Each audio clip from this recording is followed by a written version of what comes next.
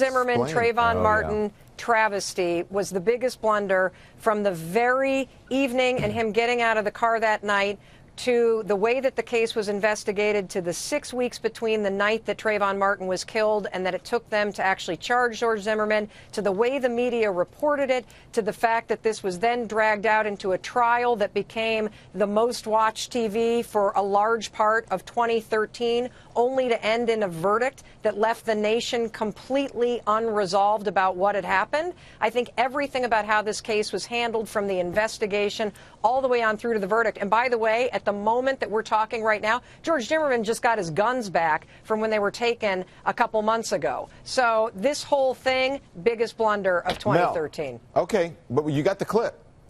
Oh. Yeah. See, Play you were the going. clip? This got you so fired up. I got so fired up. Seriously, You blundered on the clip. This is the biggest blunder of this particular segment. No, seriously, this is a serious story. Let's look at the clip and then we'll talk more. We, the jury, find George Zimmerman not guilty. It's a stunner, Nancy. Shock and awe, frankly. I think that they put on a terrific case. This was ridiculous. These prosecutors were so out of their league. Because of the heat of the moment and the stand your ground. Then he had a right to defend himself. This verdict will not define Trayvon. We will define Trayvon.